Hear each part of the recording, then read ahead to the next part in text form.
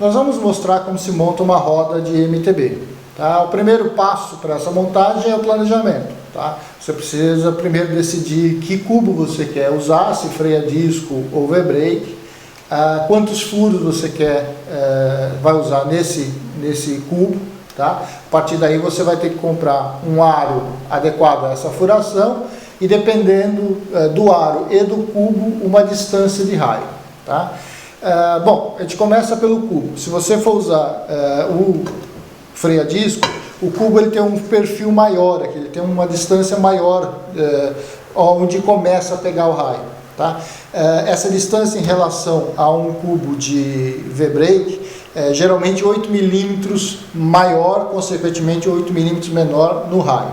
Tá? Bom, você decidiu qual cubo que você vai usar, aí você vai ver o aro que você vai usar. O que o cubo joga para o aro é a furação. Tá? Se o cubo tiver 32, você vai usar um aro de 32 e 36 e assim por diante. Tá?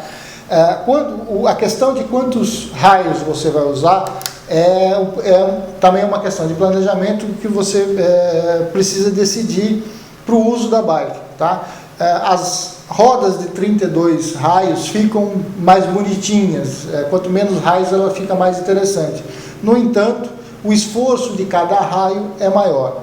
Se você tem um peso acima de 80 quilos, por exemplo, é interessante pensar em usar uma roda mais reforçada, tá? Porque você vai dar pancada, se você for levar o forge ainda, mais ainda, e quanto mais raios você tiver, mais distribuído esse peso vai estar em relação ao aro e os raios. Tá? Então, tenha em mente isso, tá? Não só a beleza da roda, mas o peso que ela vai carregar. Tá? Bom, decidido isso, a furação, você decide o modelo do aro que você vai usar.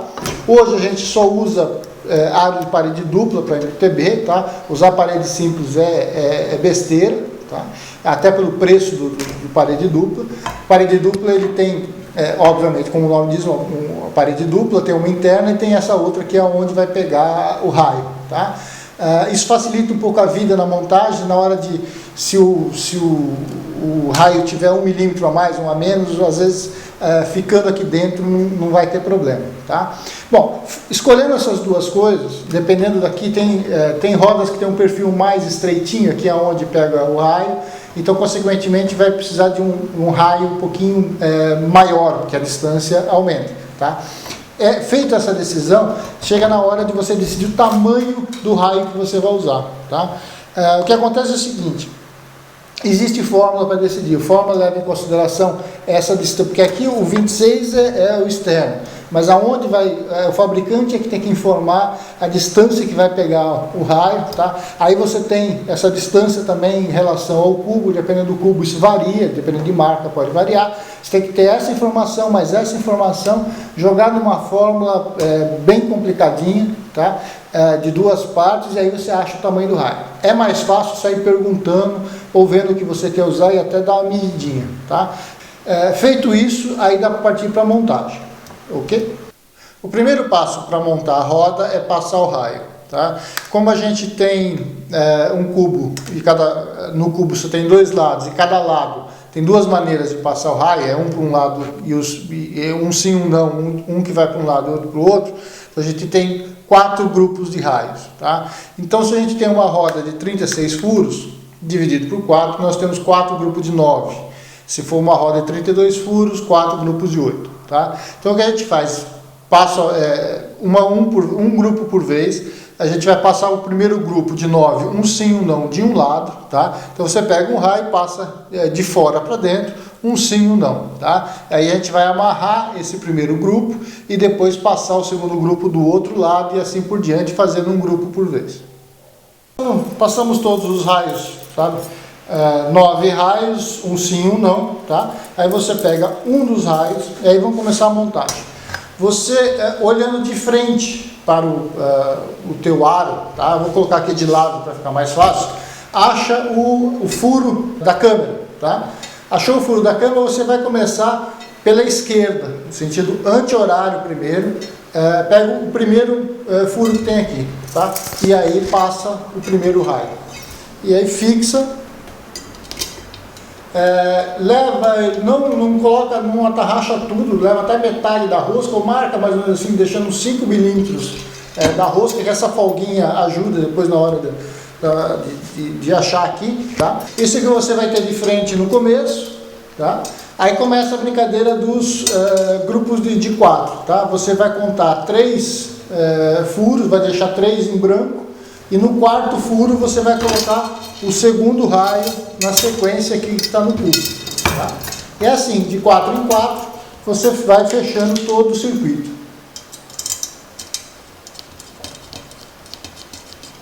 E aqui, obviamente, deixa na mesma distância, tenta deixar tudo igualzinho, e assim você vai fechando. Vou trabalhar aqui já direto.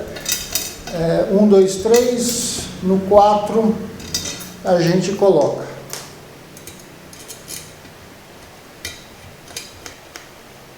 Vai até o meio, tá? E assim você vai indo até fechar o circuito completo. Tá? Bom, terminada a primeira fase, tá? O que a gente tem que fazer é passar todos os raios do outro lado. Você estando de frente para onde você começou, você vai passar o raio achando o teu raio número 1, tá? Aquela mesmo esquema, a válvula primeiro da esquerda, desce até o cubo, tá? E olhando de frente para onde você acabou de colocar, do lado de lá, você vai ver que o furinho do raio do outro lado é um pouquinho defasado, tá? Você vai ver que ele, pegando ele pela esquerda, você vai achar um pouquinho defasado. É esse que vai ser o seu raio 1 do outro lado, tá? Começa nesse daí e passa todos os raios. Como na primeira parte, nós vamos colocar o segundo grupo de raios, um sim ou não, até completar toda a volta. Depois de passado todos os raios, a gente volta lá no nosso número 1, tá? Acha ele direitinho. Você pode ver que ainda o cubo aqui ele tem que ficar frouxo, tá? Ele tem que ficar com esse joguinho, porque depois na hora da fase 3 e 4, quando começa a trançar, esse movimento vai ser necessário, tá? Às vezes ele fica meio... tem que pegar com uma mãe aqui, ó, ele fica aparecendo os níveis de fora, tá? Bom, aí você pega no teu raio 1, acha o irmãozinho dele do outro lado, que é um pouquinho defasado para a esquerda, tá? Aqui vocês estão vendo ao contrário, tá? Mas olhando assim, esse foi o lado que você começou, a gente passou o raio para o lado de lá, o 1 é logo em frente, que está um pouquinho à esquerda. Esse daqui ele vai vir logo à esquerda continua colocando para o lado esquerdo, ele vai vir logo à esquerda, o primeiro furo que tiver do raio 1, continuando no sistema anti-horário. Aí é só fixar o raio aqui, e assim a gente vai sucessivamente no mesmo esquema. 1, pula 3 e assim e coloca o outro, tá? Pego e aí vai pegando os da esquerda e colocando no furo. Aqui é fácil porque na verdade é o furo que está logo após o que você acabou de colocar, tá? Então é só completar todo esse giro, mantendo ainda, colocando só o nível até metade só, para ficar com essa folga, tá? Essa folga vai ser necessária depois, tá? E assim até fechar todo o circuito. Bom, ao final da segunda etapa você tem essa configuração, eles ficam de 2 em 2, torcidinho um pouquinho para a esquerda, tá? Aqui tem uma manha que é o passo 3 na hora de colocar o terceiro grupo de raios, é o seguinte: você precisa deixar para o último grupo de raios os raios que vão de dentro para fora, tá? Ou seja, esse daqui a gente colocou de fora para dentro, então esse grupo que foi o primeiro que a gente colocou fica em quarto lugar. Por que isso?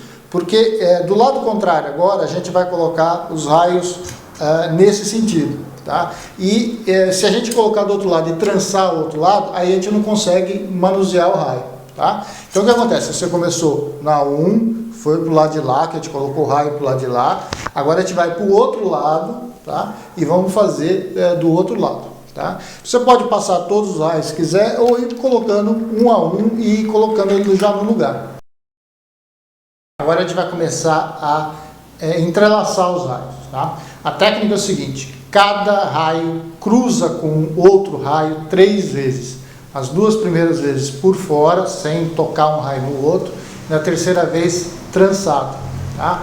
Isto porque é a questão de toda a roda, é a questão de dividir forças. Quando você trança um raio no outro, ou seja, faz um encostar no outro, se caso pega uma força em cima de um raio só, uma pedra, por exemplo, num ponto específico do aro, que vai em cima desse raio, se ele tiver trançado, esse trançado ajuda a dividir essa força e assim você ganha, obviamente, resistência na roda. Tá? Então lembra, vamos cruzar 3 vezes, e sendo que a última vez é trançado. Tá? A primeira vez do cruzamento é logo aqui em cima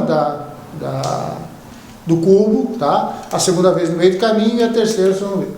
E aí o raio ele vai para o buraco. Geralmente quando você trança 3 vezes e está realmente certo, ele já vai apontar para onde ele tem que ir. Mas para você ter certeza absoluta, o último raio que você cruzar e trançou, você segue ele até o aro, conta 2 para frente, é onde tem que ir o aro que acabou de ser trançado, tá? E aí eu vou ficar contra você, a gente acha que é o nosso raio 1, o irmãozinho dele aqui é o que está logo colado nele, ele cruzou primeiramente com o raio 1 aqui junto do cubo, tá? A segunda por fora aqui, e aí você vai seguindo, e aí com esse terceiro raio aqui, ele vai trançar, e aí você tem ele pega aqui, 1, 2 é o buraco onde ele tem que ir. Então o que a gente tem que fazer? Aqui no terceiro cruzamento, a gente vai ter que trançar. Você tem que dobrar um pouquinho o raio, passar para um lado, passar só nesse primeiro, tá? Aí ele trançou aqui, aí você vem, o que foi trançado vem até o aro, 1, 2 é onde vai estar. Tá? Vou mostrar de frente aqui como que você vai ver. Você olhando para o cubo, você vai ver o raio 1, tá? Lá o que está colado a válvula, tá?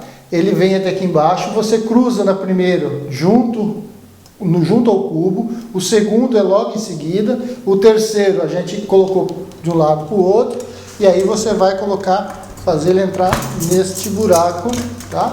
E aí colocar o nitro, tá bom? Essa é a técnica, e vai nesse sentido, tá? Vamos fazer mais um para ficar mais claro.